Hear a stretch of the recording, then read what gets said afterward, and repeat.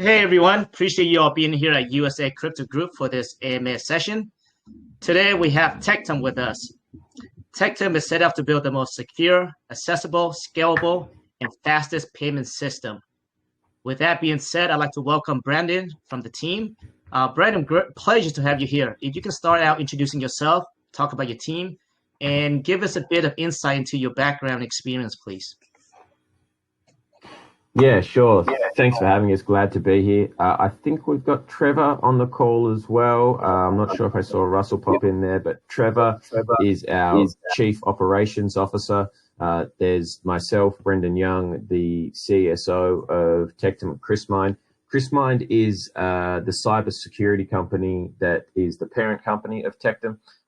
We've been around since 2013. And originally in more so of a Web 2 B2B cybersecurity environment. We've developed a bunch of additional products in the past, such as 3FA, which is a three-factor authenticator, Grig Messenger, which has an encrypted messenger. So we're involved in blockchain, but in a more Web 2 space. Over 50 patents and software developments are owned by the company. And it was around late 2017, 2018, where there was the opportunity to move into more of the cryptocurrency space. And what I'll actually do is I'll throw it across to Trevor, because he was around for the grassroots of how things began, and he has a great story that he can tell about how things developed. Trevor, if you're there. Yeah, absolutely. Thanks, Brendan, and great to be here, everyone. So the company really started about 9 years ago. It was just a grassroots company. It was doing B2B services, cybersecurity services, and they were working on a type of blockchain technology in DLT form at the time. Some clients wanted a fast blockchain, but it wasn't. It was for a private setting. So the team developed that for a number of years.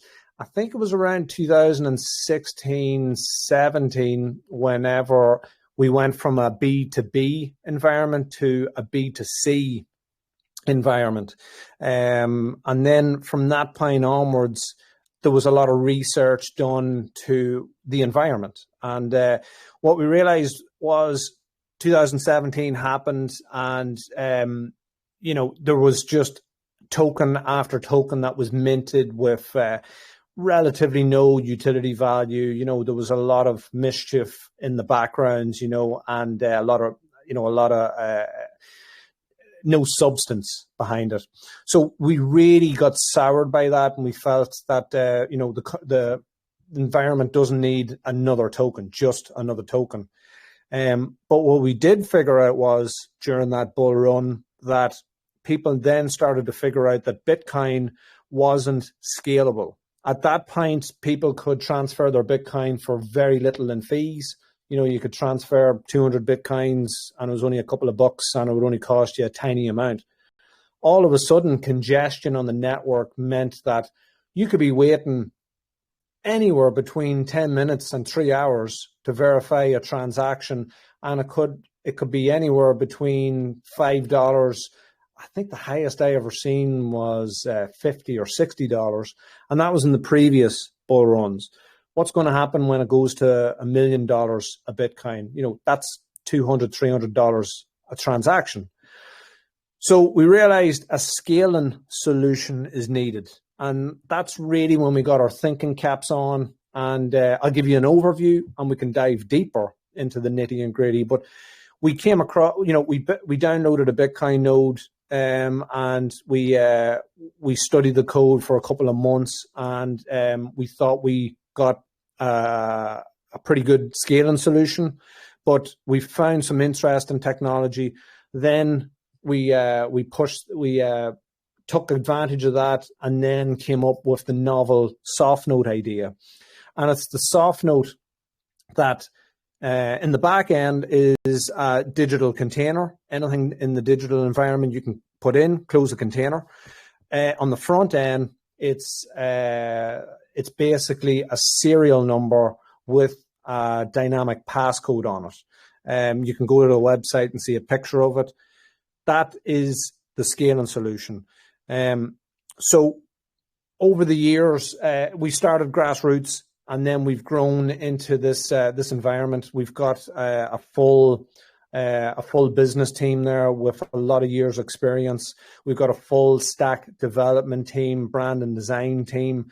We're basically we've built out the entire blockchain in a decentralized manner.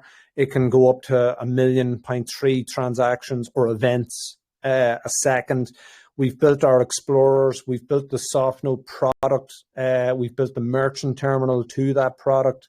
We've built a launch pad for future projects. We're now doing the last touches to our T1220 token standard, so anybody from any other network can migrate to us. So a lot has happened over the 9 years. It's really been in the last 2 or 3 years whenever the full concept, the full idea has been utilized. And that takes us to our front and center stage prop right now, which is our native token. Now, I did say we didn't want to make just another token, so we decided to make a token with real utility.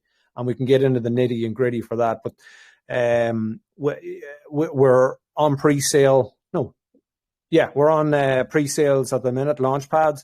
We've just finished our GemPad fair launch. I believe it was 257 ETH that was raised.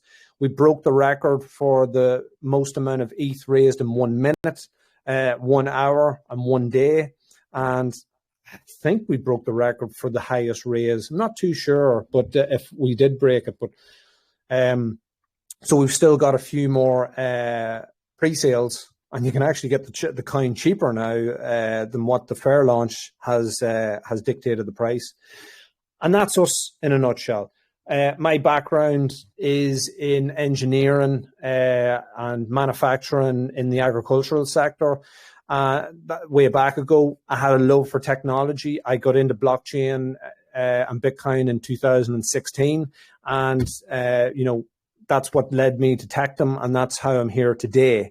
So that's me and Chris Mine in a nutshell, and we can break down any part of that initial introduction as you see fit. Appreciate that introduction there, Trevor and Brandon. Very well put together team, by the way. I mean, looking at the website, you guys have 90 members there as far as I can see. Seems like you guys came from an extensive business background and real life experiences as well.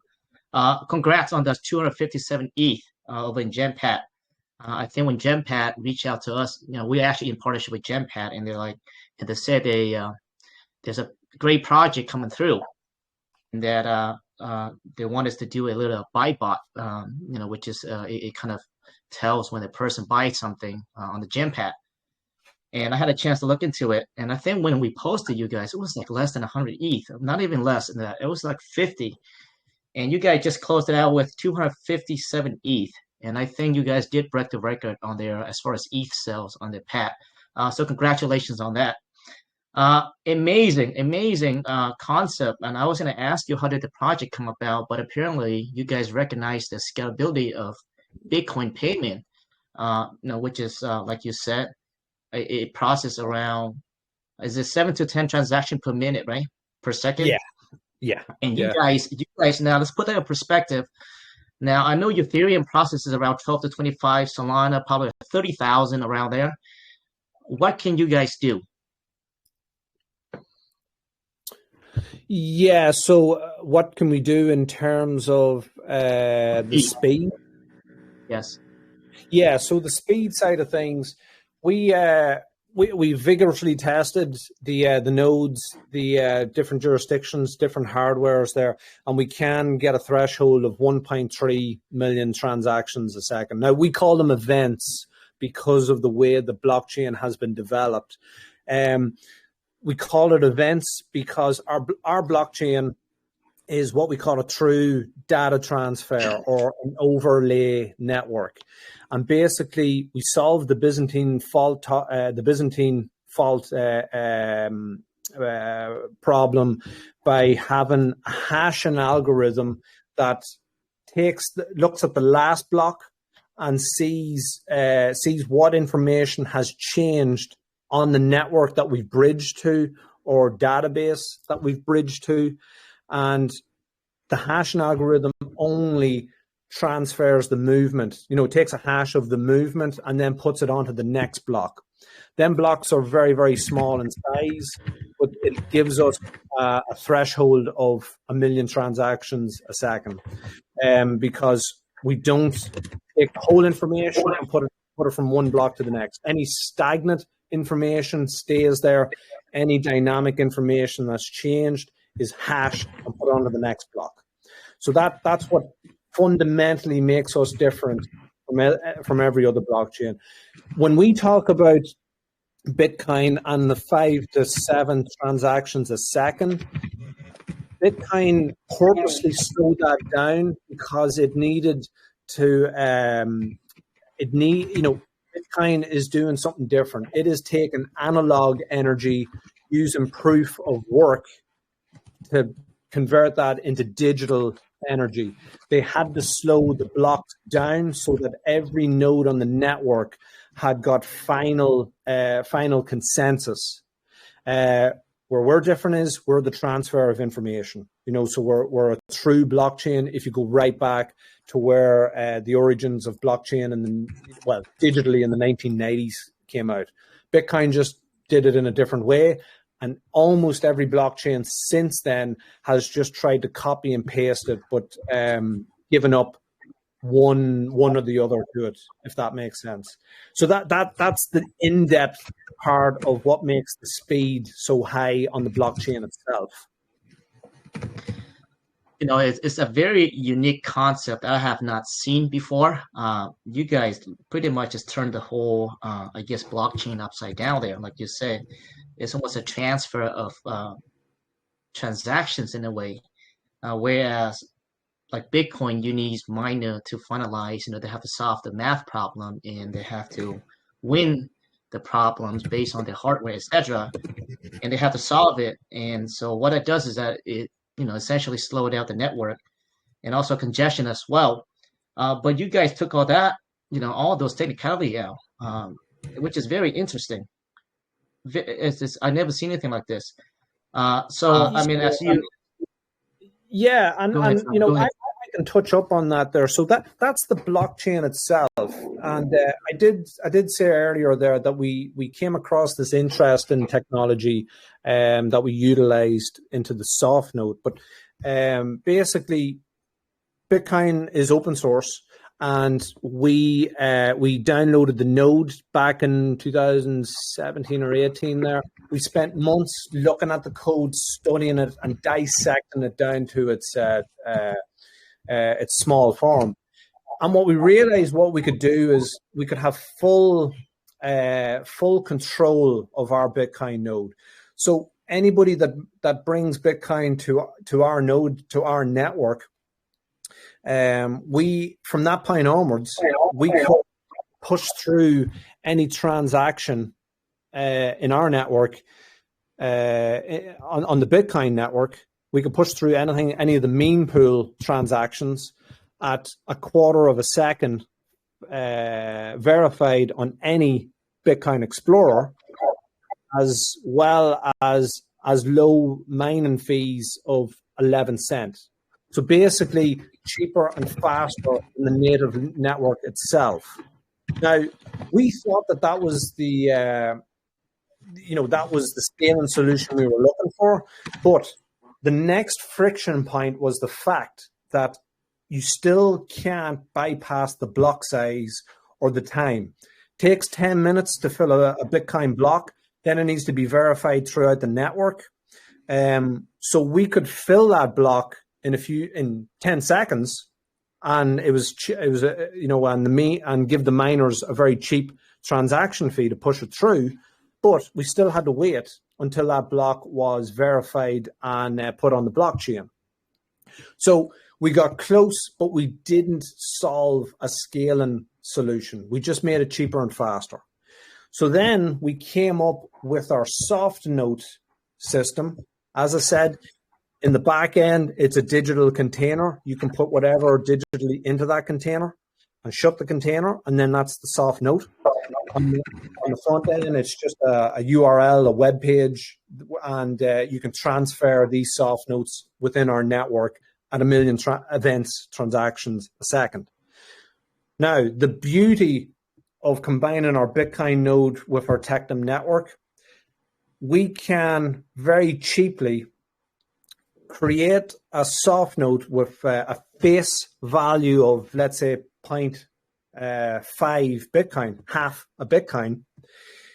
The face value is there, and it's just a serial number and passcode that users will use to transfer that soft note. But it's paired, or it's pegged, tied to a Bitcoin address wallet, a Bitcoin wallet, and then inside that wallet is 0.5 of a Bitcoin. Now, a liquidity provider has to come and put that liquidity inside the soft node, inside the Bitcoin wallet. But we make it cheaper and faster to go onto that. And then from that point onwards, we don't need the Bitcoin network to transfer the soft node from person A to person B.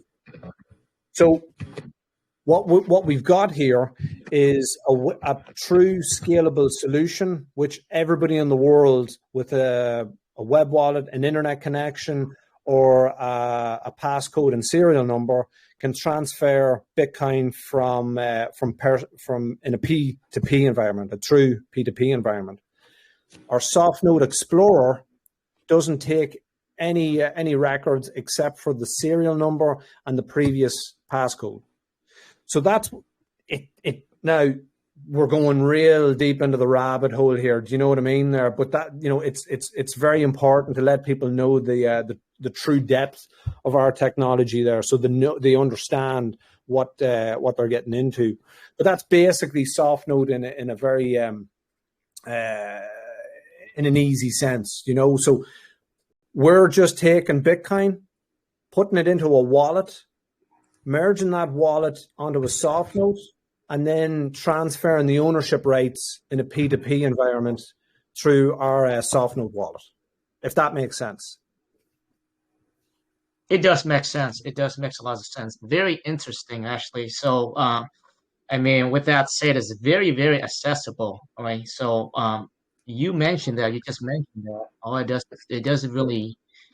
So, I guess my question for you is this: let's say my grandpa, my grandma, right, where they're not very technological, savvy. Is this something that anyone can pick up?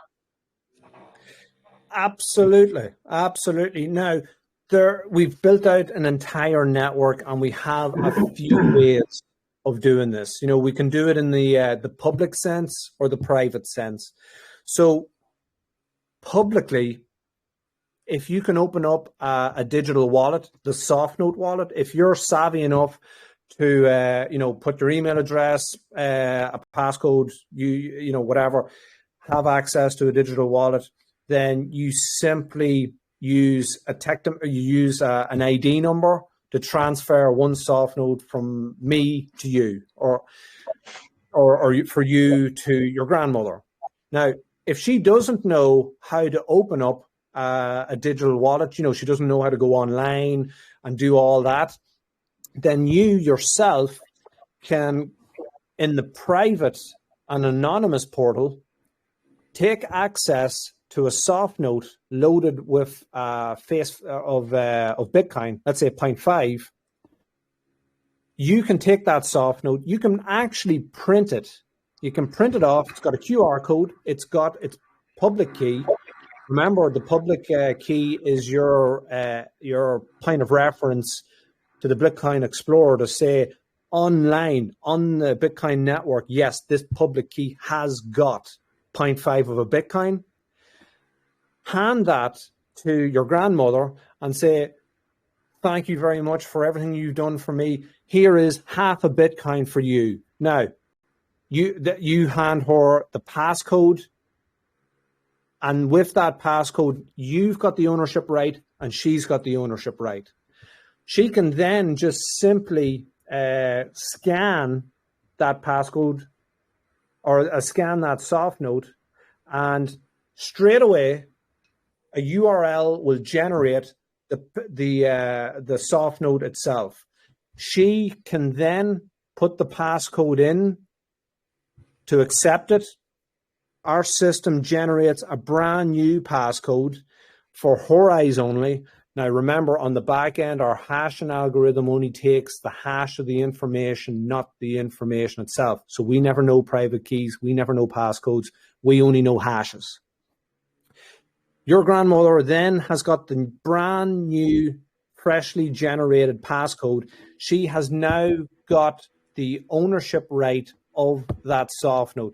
She can write it down, put that in her safe, and forever keep that until she wants to pass it on to her great-great-grandchildren, whatever. But the point of the whole thing is there is a section for the older generation that really does struggle to keep up with the technology. And if they want to have digital property, they don't need to know all the ins and outs of private keys, public keys, because many people lose their digital property because they didn't understand the system. We've made a system that's very understandable, and anybody from 90 to 9 years old can figure out the system and figure out where they want it. Is it privately in a full decentralized sense where it's absolutely anonymous? But if you lose your passcode, then unfortunately you lose your you lose your digital property. Exactly like you take money out of an ATM machine and someone robs you, you've lost that money. You can't go to the bank and say, I was robbed, give me more money. Or you can do it in a public sense where you've got all of this, all these passwords, all this serial number business is automatic, and you just simply have an amount that you want to give to someone. The system does the rest. We've got buyer security for that as well, so you're always safe and secure. So it's up to you. If you want to go the safety route, you can. If you want to be completely anonymous, you can. But there's every entry level for every person in the world, no matter how poor, no matter how old, no matter how young, no matter how small. So that's the beauty of it. Yeah, I love that. I think you guys recognize the thing. All its technologies, the knowledge that you have to know in order to utilize these the blockchain and wallets in general. And you guys figured out the way and solved that. So the barrier to entry and participation to your platform, to this ecosystem, is very low. You don't need much knowledge. And I think that's going to really help you guys with the mass adoption and really propel this ecosystem. Mm-hmm. I tell you, I'll give you one prime example. Last weekend, we demonstrated the technology to our clients in Taiwan. And I went into my Softnote wallet, and I had already minted and filled liquidity for a Softnote. It was only 404 Bitcoin. I believe that's what, 10 cent or something like that now, 40 cent. I just can't remember in dollar terms. Now, he said he opened up a wallet, and within 2 minutes, he gave me his Tectum ID. I had it. I used the system, and I gave him that Softnote. He got it instantly. We were on a Zoom call. He instantly got it on his mobile. He was able to take it and burn it and bring it back into a Bitcoin wallet. So I was able to give him 10 cents worth of Bitcoin for free, instead of traditionally, if you wanted to give someone 10 cents, it would take 10 minutes, 40 minutes, 3 hours to verify, and it would cost $5, $20 worth of your Bitcoin to make that transaction. That's the big game changer. That's the paradigm shift that we've now entered. And it's the barrier for anybody. if that makes sense. It makes sense. Very low. Barrier to entry and participation is very low. Now, I went through your white paper. I love the fact how you guys. I love the white paper. So congrats on that. Very, very streamlined white paper.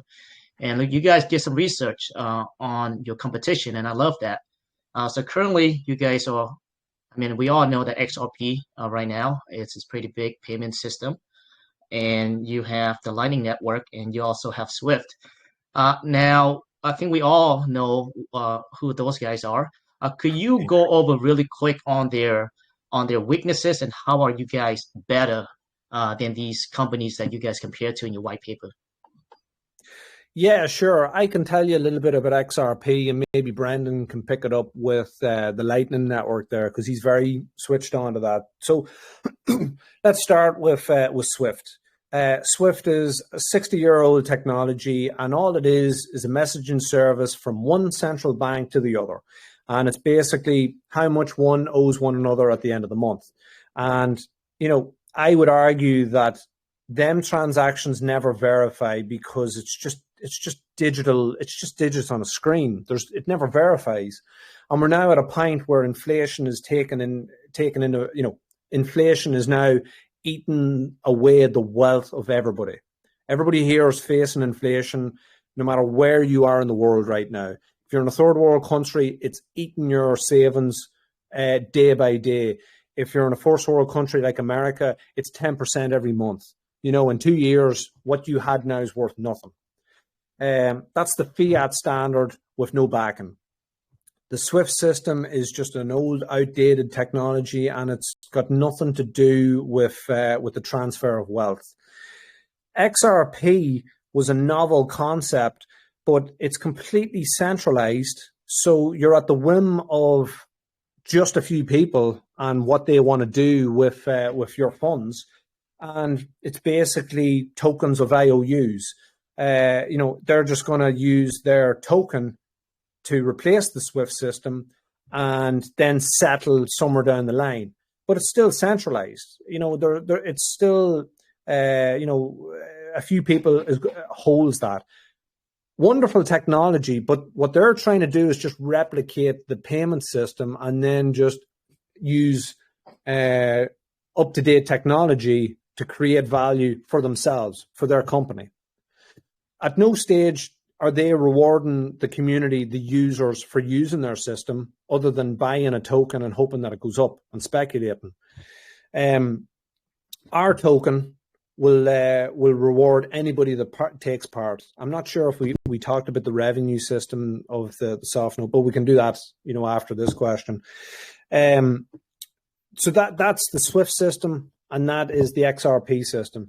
SWIFT is obsolete, and XRP is good, but it doesn't reward the people to be decentralized. It's just IOUs, and they take all the wealth for themselves, kind of like the Federal Reserve in a sense.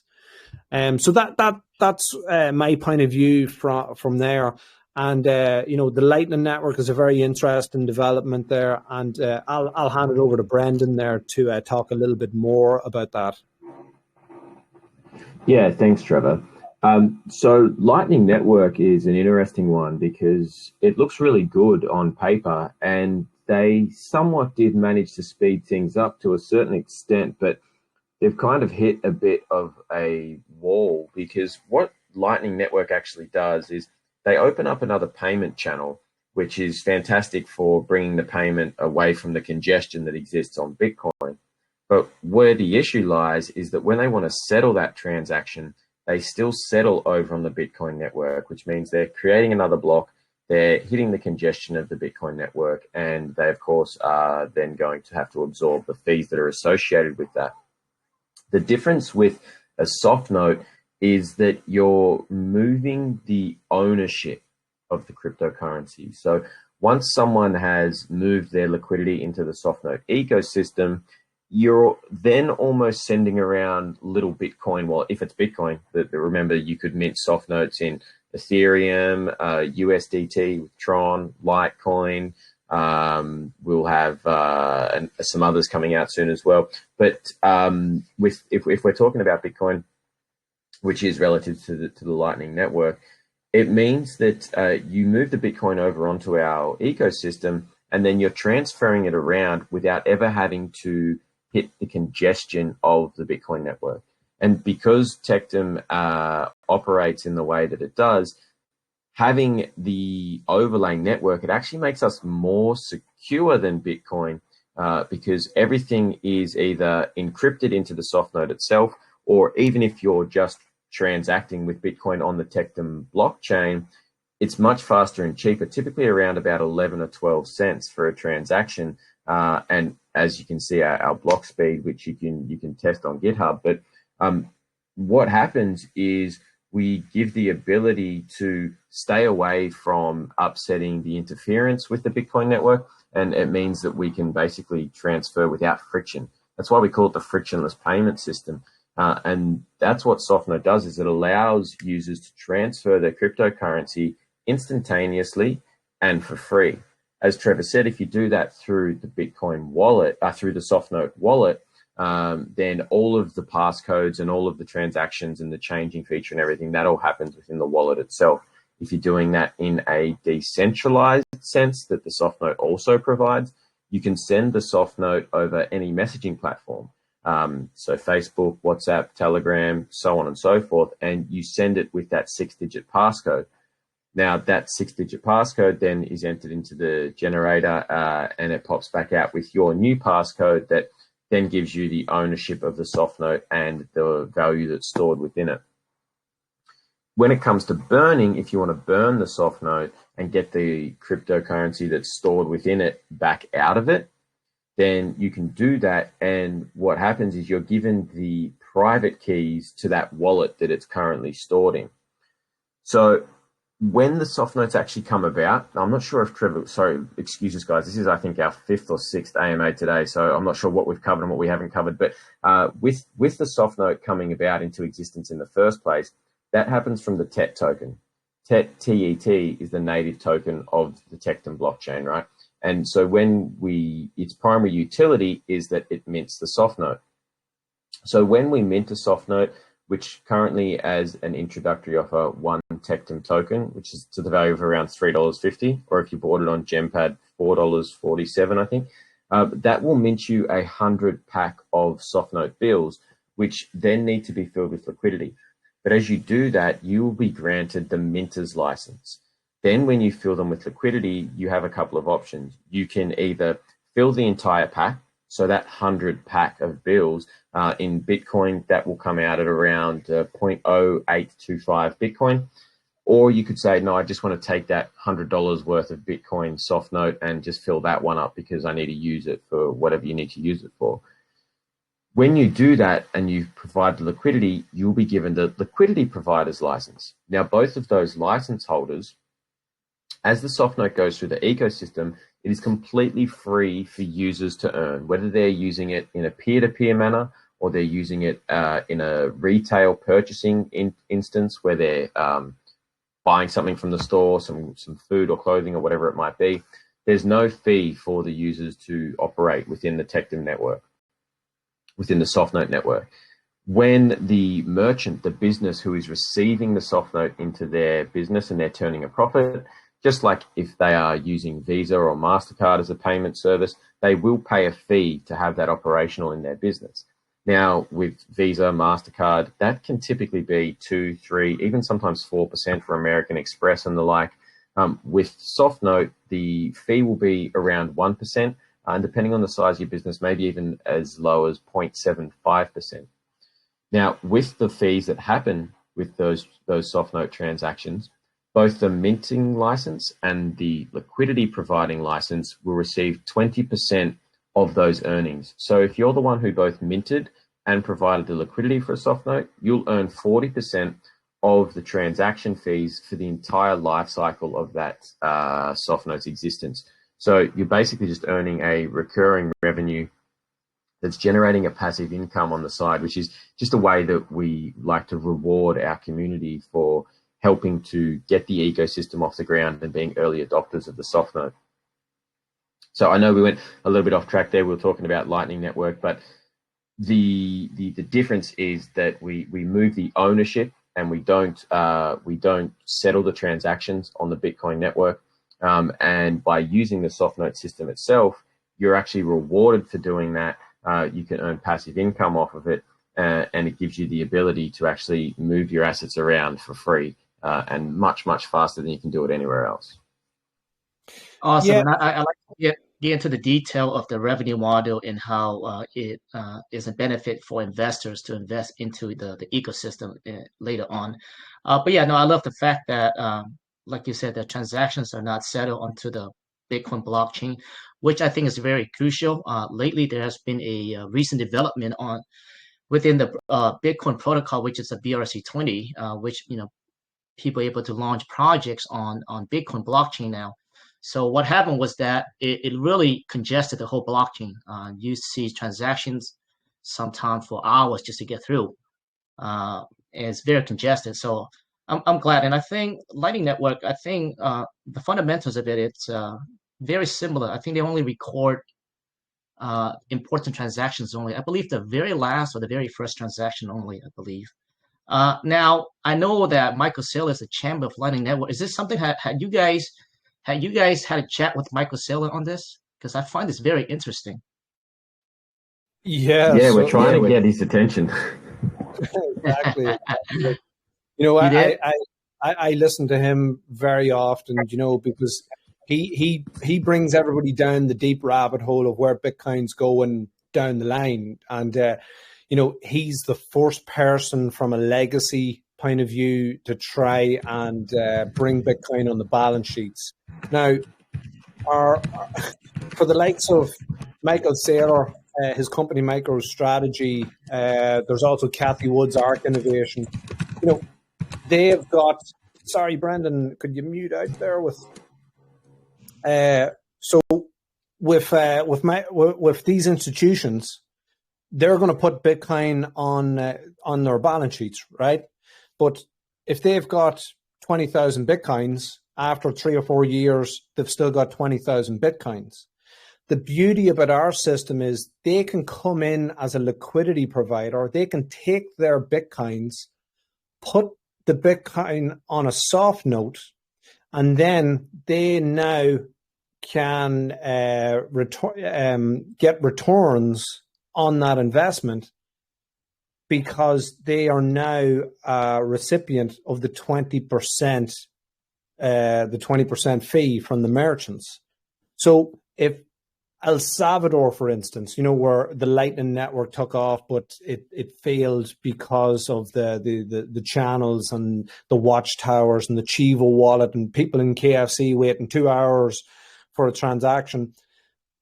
You could now take the Softnote system to El Salvador. It's legal tender Bitcoin. The liquidity could be filled with institutions like Saylor, and he can then get a return of investment from the Bitcoin that's on his balance sheet. And for someone like Michael Saylor, this is the key right here. We've got a swap, an element of our wallet there called the Softnote swap. So he could fill, and he could do this all day long. He can take his Bitcoin, put it provide the liquidity into a Softnote, and then sell that Softnote to the end user for Bitcoin. So he could get 1 Bitcoin, fill a 1 Bitcoin Softnote, put that Softnote on the open market, and someone can come in and buy that Softnote in our swap part of our ecosystem and get his Bitcoin back. Plus the mint or the liquidity license that allows him to collect transaction fees for using his Bitcoin.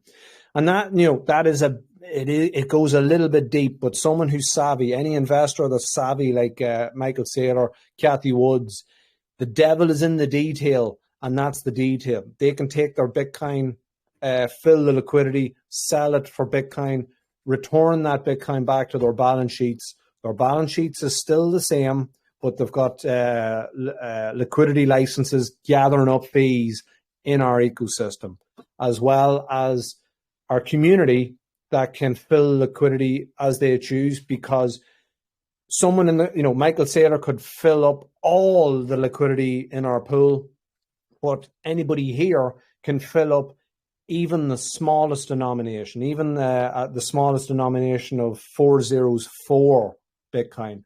So they will, it'll never be a case where they can come in and just whale the whole thing. Even the small user, even someone with very, very small dust liquidity can still fill a Softnote and avail of the perpetual rewards for life. So we'd love to have a conversation with the likes of Saylor and that there, because he blows our mind, and we truly believe we'll blow his mind with what we've got. Yeah, I think that's something that he'll be interested in, because the latest protocol, which is BRC20, and I think when he saw that, actually he was an advocate for that as well. When he saw the Bitcoin network got congested for whatever reason, I thought I thought that he will his opinion would be the opposite, but he went out and actually supported. I think BRC20 because it incentivizes the miners for whatever reason. But yeah, I think I mean he has around 4.5 billion Bitcoin to fill the Softnotes with, so and to earn the residual revenue. So I think he'll be happy with that. Yeah, and look, you touched up on something that I did forget with your point. With that contract, that new contract, if you are a Bitcoin lover, you have to support that, because Bitcoin gives the freedom, and we should be able to get right down to one Satoshi, whether it congests the network or not. So if you're a Bitcoin lover, this is part of the institution or part of the constitution that was developed from the original white papers. Now, the plus side is, you give freedom back to the people with digital property. The disadvantage of it is what we're seeing: high congestion on the network. And this is the beauty of our system. We only make one transaction on the network, to fill the liquidity on a Softnote. And then from that point onwards, as long as the Softnote is in circulation, we never need to go back to the Bitcoin network and congest it. So it only needs to happen once, so we can take 99% of the congestion away from the network and allow that new contract to flourish the way it's meant to be. If that makes sense, and we're getting into the deep rabbit hole of Bitcoin, but that's how I interpret the new update and how we can help with that update. Yeah, and I love it, like you said. I love it. It incentivizes miners, because we do need miners to. It pays miners more, because we do need miners to secure the blockchain. But I love seeing the projects like you, where you guys take it back to the original, right, to Bitcoin. Like same thing with BRC and other protocol coming up right now, which is amazing, because we all know that there's a lot of liquidity in Bitcoin. So I very, very unique. Now I'd like to go back to what Brandon mentioned earlier with that 1% retailer, which is huge. Because I'm actually an entrepreneur myself, and I deal with Square and Visas and other payment company where they charge an average of 2.5%. Now, Brendan, you mentioned that you guys were doing a 1% around it, up to maybe 0.5. Is that correct? Did I hear that correctly? For the Correct. retailer. Yeah, we'll be doing 1% transactions and down as low as 0.75. And in fact, because we are just launching and our EPOS terminal has just gone live, there will no doubt be a few hiccups along the way. We're offering the first 100 businesses who get on board to receive Softnote as a payment will actually have 12 months of no fees. So right now, if you do have a business that's operational whereby you have an online presence that we can share each other, then we're opening it up to become a Softnote merchant, completely free for the first 12 months.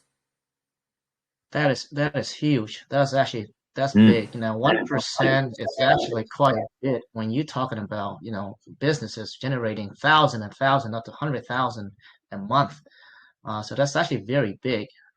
That's almost like 50% less than what is currently right now. Most of the big companies or merchants that are charging right now. Yeah, and Right. Sorry, go ahead, Brandon.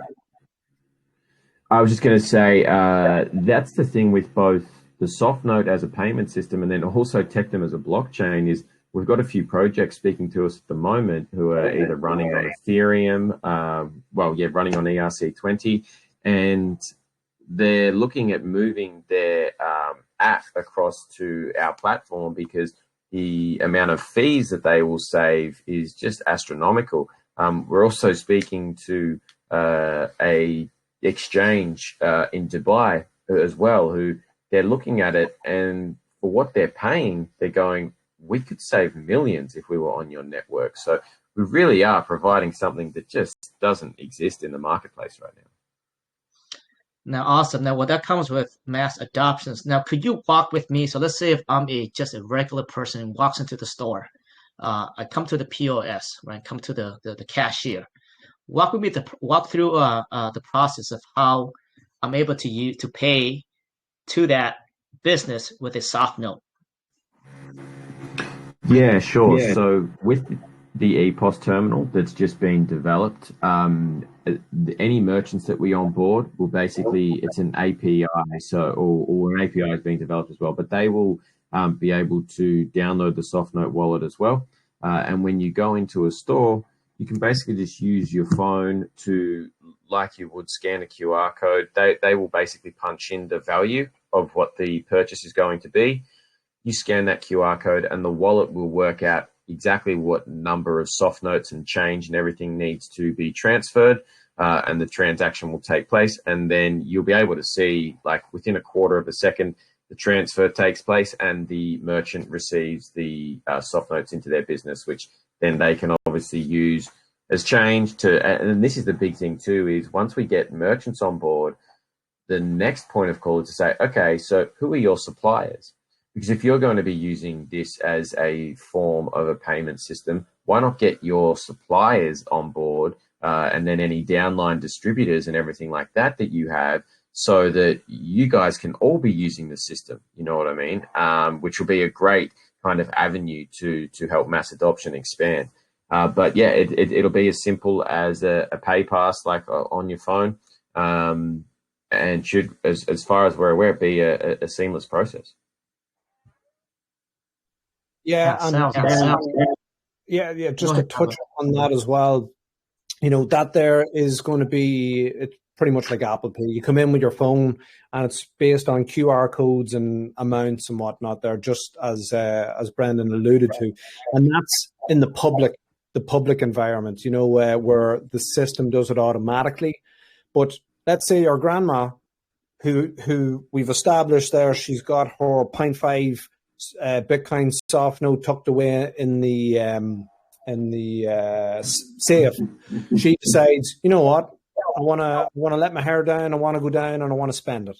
She can then take that Softnote, go down with the physical Softnote and the passcode, and even though it's 0.5, she can go into the shop and let's say she bought a couple of gold coins or whatever, she can give that 0.5 Bitcoin to the cashier. Cashier scans the QR code on the Softnote itself and then issue out back the correct denominations, print them out, put the passcodes to it, and then she's got a bundle of Softnotes that's fungible for another purchase. She could take them physical notes, go to the next shop and do whatever. Now, again, that's in the fully decentralized and anonymous portal.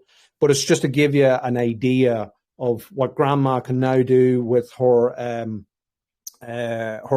freshly printed out Softnote, 0.5 Bitcoin Softnote. She can spend something, doesn't have to be the full 0.5 Bitcoin. It's fungible, and she can get Softnotes back. It replicates exactly cash that's in your wallet. You go into the shop, you've cash in your wallet, it costs $49. You give them a $50 note, you get a $1 note back. Or you can do it instead of cash in your wallet, it could be Apple Pay. You scan QR codes with the amount, get your goods and services, etc. So it's a very to build the system with the minter and the liquidity provider and the nodes and whatnot takes a lot of know-how, and that's where the entrepreneurial juices come in. But for the user, it's very, very simple and very, very effective. So that's my touch up on that. Yeah, I was gonna say. I mean, it sounds very simple, kind of like Apple Pay, like you said there, Trevor. It seems very efficient as well. Yeah, I mean, it looks like you guys recognize all the pain points, all the problem that currently exists out there, and you guys really did your research and build a system that I believe that I think that can be scaled up very far, very easily as well. I think it's a matter of time. Now, with that being said, though, what are you guys currently doing right now to onboard businesses? And are there specific location that you guys are targeting initially, or is this like pretty much everywhere at the moment? Yeah, I can start off, Brendan, and hand it over to you. So, obviously, front center stage right now is our token launch, our TET token. We've already passed GemPad, and I believe that the amount of the dollar, or the amount for the tokens, is $4.30 or something like that. So people can now go back to the launch pads, and launch pads are with Communitas, KDG, and BSC launch. There's another one as well that I'm forgetting there, and those tokens are $3.50. So you can actually win out on the arbitrage of the GemPad. Now, that's our token, and that's what front and center stage. That's what we're wanting a successful launch for our community, and bring it to the public. Then we've got the last tiny piece of the Softnote system. We've got the merchant terminal that has just come out yesterday. People can open up a wallet right now, go to and see the merchant terminal. The last piece is the distribution of the fees. Whenever the smart contract, so that when it goes through a merchant environment, you get back your mint rewards and your liquidity rewards. Then we're going to spend probably a month or so with bug bounties and hackathons to make sure that the whole system is seamless. And once we're confident that we've got a 100% fully functioning merchant terminal on our Softnote wallet, then we can start figuring out the landscape for the mass adoption campaign. And up until a few months ago, our main campaign was going to be from, a legacy perspective, where we would get these ISO organizations, these independent sales organizations, to, basically use the Softnote application as an extra tool in their toolbox to go to the merchants to sell, because they would have an array of point of sale software, like Stripe, Square, your Visa, your MasterCard, etc. Now, that was the original plan, and we still are going to utilize that. But since in the last 3 or 4 months, AI technology has come along there and just completely flattened that. And even though it's not adopted yet, it's there, and it's there to be utilized for pennies on the dollar.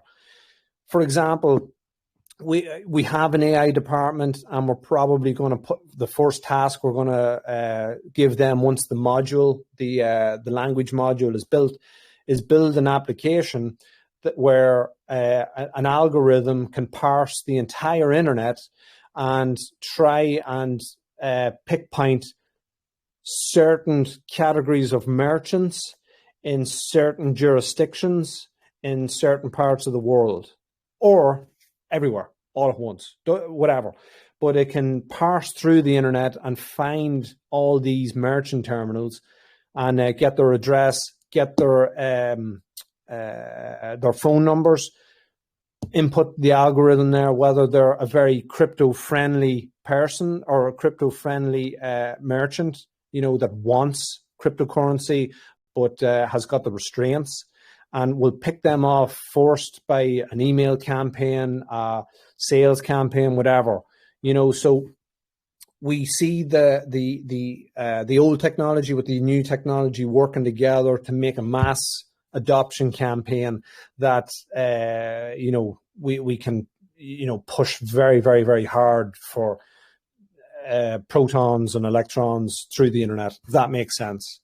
So I'll hand it over to Brendan there if he's got any touch-ups from that on the the mass adoption side and how we can onboard merchants. Yeah, look, great coverage, Trevor. One of the pathways, I guess, that we'll be using is the ISOs, the independent sales organizations, and a lot of these organizations, they already have such a broad network of people where they've provided the service for payment gateways, be it whatever credit card or any EPOS terminals and bits and pieces like that. So we essentially will onboard those guys with all of our information, and they will be able to go out to their networks for all of the stores that have already been customers of theirs and basically say, hey, look, here's this fantastic new crypto payment system. Would you like to implement it? And that will be, I think, one of the major channels. Obviously, getting people on board early and giving them that opportunity to jump on for 12 months with no fees. That's going to be where it just begins, obviously very organically, as I mentioned, then spreading out through distribution and their family, friends, and spreading the word that way. You can't underestimate word of mouth. It still is the most powerful form of advertisement, and people do listen to people that they trust. So that's a big piece of it there. Obviously, getting it out, making sure that it's working smoothly with the first small batch, and getting everything ironed out so that it really is seamless and it's easy for everybody to use, I think is most important. And then it'll be a case of, right, let's just climb to every hilltop and scream as loud as we can. And of course, filter through every kind of internet and marketing channel that we can. We can't also underestimate places like India, for example, where they have millions of people might walk past a bus stop or you can do advertising on bench seats, on the back of taxis and things like that. And these places that are more developing countries, Ghana, Cuba, etc., they will benefit most from this system. The ability to kind of take control of your assets and be able to do it at a very affordable entry price, I think is something that doesn't really exist, and will give, in these areas where there can be some corruption, where their economy is devalued, and their own currencies don't stand much strength against the US dollar and things like that. This will provide assistance to them and the ability to tap into the rest of the world in a global payment system. So getting out and marketing in those places where there's so many millions of people, and we can just go to that old school typical posters in shop fronts and things like that, is going to be very powerful as well. So obviously lots of different strategies, and we'll have, as we do now, we've got an array of marketing agencies on. We'll bring on more who specialize in each of those spaces, and making it really a big thing in retail. Yeah, I'd like to make a comment on another vector in globalization, if I may. This is Albert. I'm on the Tectum corporate team, and my background is in money center banking and international trade and finance. So one of my projects has been to make contacts with central banks and finance ministries in other countries that are considering doing a central bank digital currency type of rollout. So we're talking to a number of countries in Africa and in Asia and in Central America that see the need for a fast digital currency, but also want to keep the advantages of a physical cash currency. And the Softnote provides both of those. You think about, let's say, Ghana or Uganda. There are so many people over there who do not have the capability of opening a bank account, whether it's proving themselves by KYC or anything like that. And one of the old adages in crypto is to be your own bank. So if you have a smartphone and a Softnote wallet, you'd be able to be your own bank. You don't need a traditional bank to hold your savings in. You would be able to use Softnotes and transact business in those countries. Also, on a sovereign scale, those countries, if they adopt the Softnote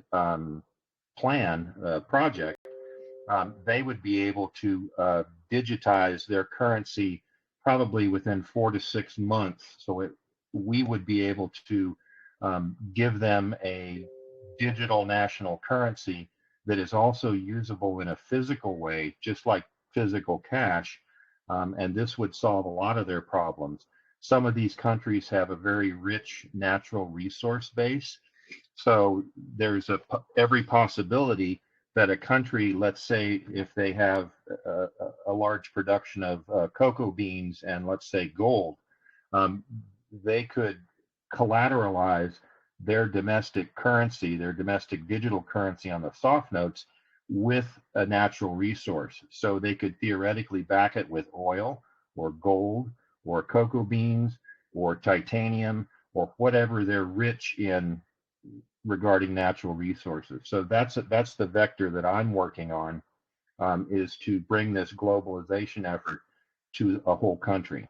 So that's another vector that I just wanted to put out there for everybody.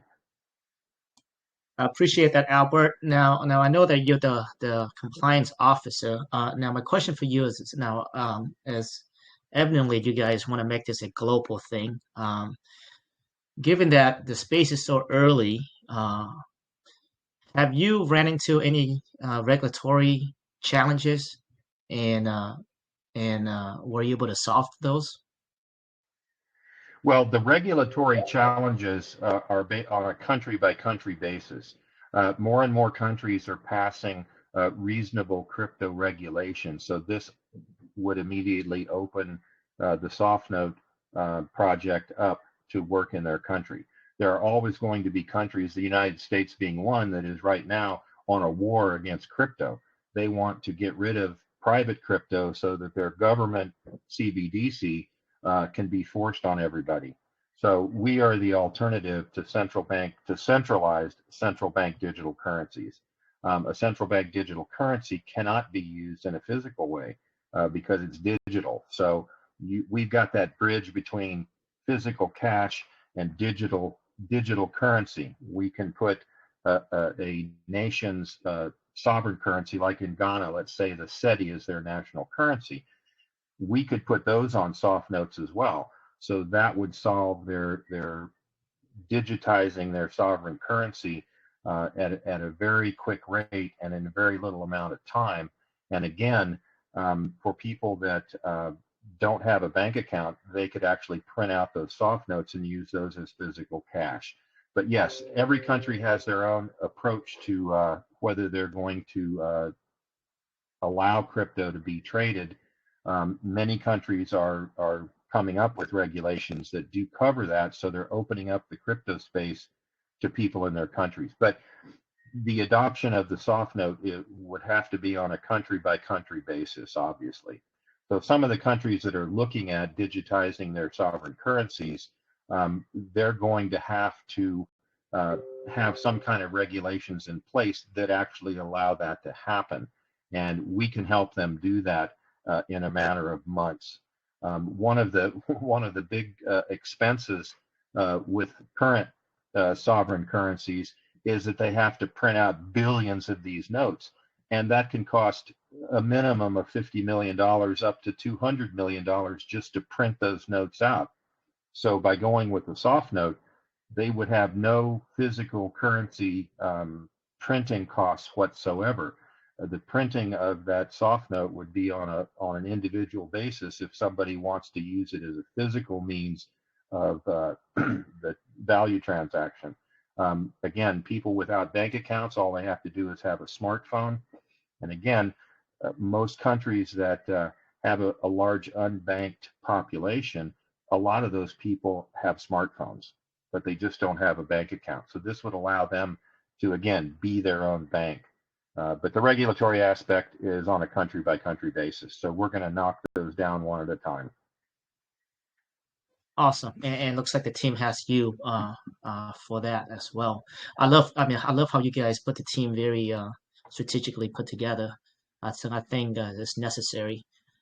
All right, so just to recap, and correct me if I'm wrong here. So you create a Bitcoin wallet, right? And you will spend your native token TET to mint the Softnote, and you will provide liquidity, which is pretty much you put the money in, and then you can spend it at the retail, or you can sell that, correct? Is that pretty much the process? That's correct. That's correct. And the beauty about this, it's kind of a paradigm shift in how to transfer cryptocurrencies is we don't transfer the Bitcoin itself. We transfer the wallet around, so we don't rely on the Bitcoin network. Then that's the beauty of it. That's one of the things that gives us the speed for confirming transactions using Bitcoin Softnotes. So again, we don't transfer coins from one wallet to the other. We just transfer the ownership of the wallet, and that opens up Bitcoin to global adoption at essentially free for any peer-to-peer transaction. So that's the big secret, in my opinion, behind the way that we can transfer value of Bitcoin by transferring the wallet, not the actual Bitcoin itself. I love it. I mean, I'm pretty sure that the thought process that put into there was very long process, but you guys made it in the front where it's very simple, right? It comes across very simple. But I mean, you can tell there's a lot of complexity behind the scenes.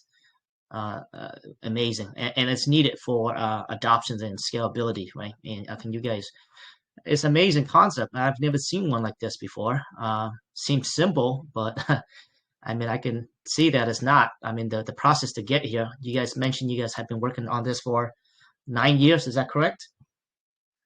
Yeah, that's correct. Obviously, we first were working on the actual blockchain. We took it from a DLT, everything that we put together for a enterprise customer. Then the development team realized that, hey, we've got a blockchain. And so then the issue was, okay, how do we achieve speed with the blockchain? And that's where the hashing algorithm comes in. And that makes it incredibly fast because you're sending 32 bits of information instead of a megabyte of information that has a lot of redundant info in it. So that was the next point. Then when we looked at when we got our Bitcoin node and started looking at that, we were able to really speed up the Bitcoin transaction because we had a Bitcoin node, so we could get transactions into the mempool almost immediately, but we still had to settle on the Bitcoin network ultimately. So this concept of trading wallets, of sending wallets instead of coins, is really the foundational principle behind the Softnote. So we don't rely on any other native networks, whether it's Ethereum or Bitcoin or USDT Tron or anything like that. We just take the wallet address and we send that as the transaction rather than the coin.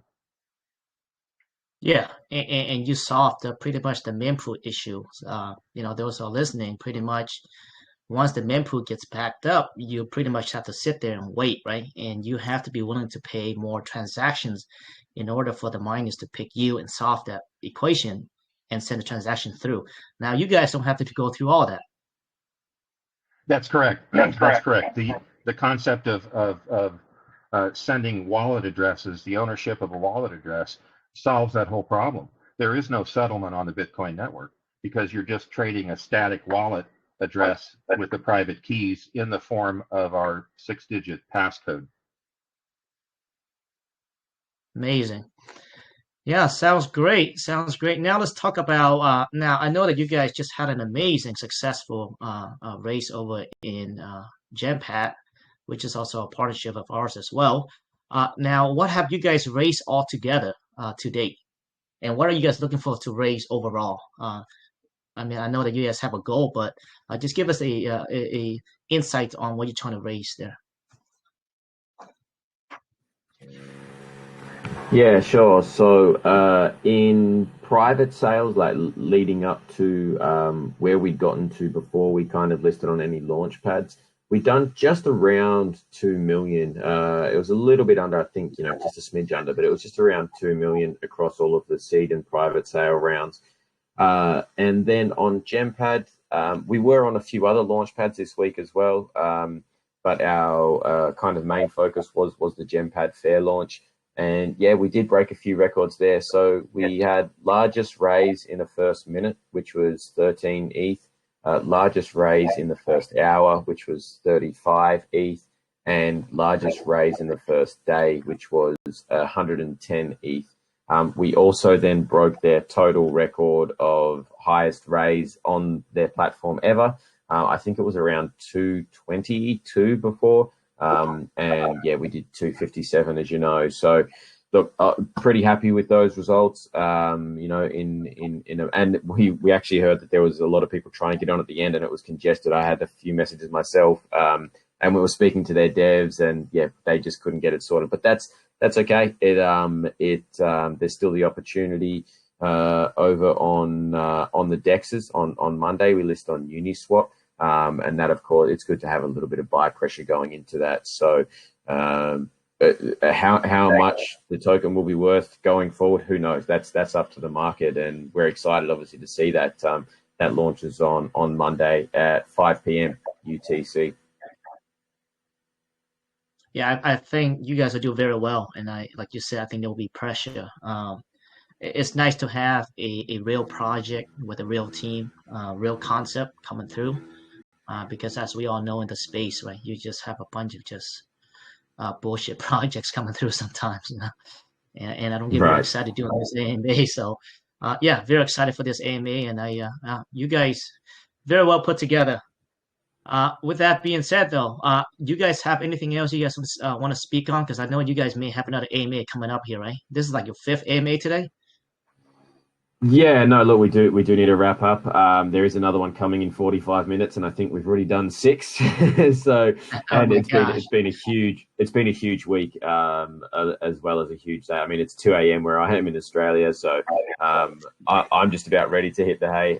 Albert's going to keep on trucking along with Russell for this last AMA. But look, guys, thanks for having us. It sounds like you've got a very good community. I've been looking in your chat there. And we appreciate the opportunity to share. Obviously, get around us and support wherever you can. If you have any questions that didn't get answered, by all means, come across to our Telegram channel. We do have a really good community where you can get all of your questions answered, and all of us C-level are active in the community chat as well. And you can reach out to any of us privately also. So, yeah, look, thanks for the support, and yeah, watch out for us on Uniswap on Monday. Awesome. And we will pin that. If you have anything that you want us to post, go ahead and send it to us. And we usually take questions, guys, but our respect for these guys here that have been working all day, just finish up the launch here, and they have another AMA coming up. So our respect for them, we're going to go ahead and wrap it up, but we will pin the Telegram channel. So if you guys go ahead and if you guys have questions, make sure you go there, be part of community. This is a great project. I have nothing to say. Of course, this is not financial advice. This is all educational purposes only, but we will pin the TG and make sure you guys go there and ask questions over there. With that being said, Brandon, Albert, Trevor, thank you so much for being here. Amazing concept. Thank you so much. And thank you everybody that's tuned into this. We really appreciate your support. Thanks, guys. All right, guys, that wraps it up, and we'll see you guys on the next one. Okay, man. Take care. We'd love to see you again. Thanks. Bye-bye. Take care. Peace.